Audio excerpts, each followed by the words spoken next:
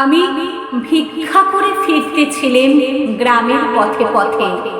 তুমি তখন চলেছিলে তোমার স্বর্ণরথে। অপূর্ব এক স্বপ্ন সম লাগতেছিল চক্ষে মম। কি বিচিত্র শোভা তোমার, কি বিচিত্র সাজ। আমি মনে ভাবতেছিলেম এ কোন মহারাজ। আজি শুভক্ষণে রাত পোহালো। ভেবেছিলেম তবে আজ আমারে দ্বারে দ্বারে ফিরতে নাহি হবে। বাহির হতে নাহি হতে কাহার দেখা পেলেম পথে। চলিতে রথ ধনধান্য ছড়াবে দুই ধারে। মুঠা মুঠা কুড়িয়ে নেব, নেব ভারে ভারে। দেখি সহসা রথ থেমে গেল আমার কাছে এসে। আমার মুখ পানে চেয়ে নামলে তুমি এসে। দেখে মুখের প্রসন্নতা জুড়িয়ে গেল সকল ব্যথা।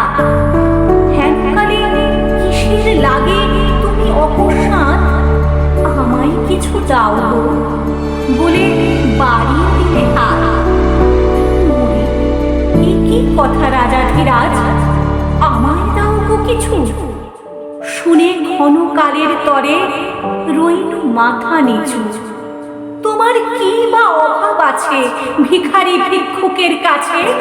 এ কেবল কৌতুকের বশে আমায় প্রবঞ্চনা। ঝুলি হতে দিলেম তুলে একটি ছোট কণা। যবে পাত্রখানি ঘরে এনে উজাড় করি, এ কি ভিক্ষা মাঝে একটি ছোট সোনার কণা দেখি। দিলেম যা রাজ ভিখারি রে, স্বর্ণ হয়ে এলো ফিরে।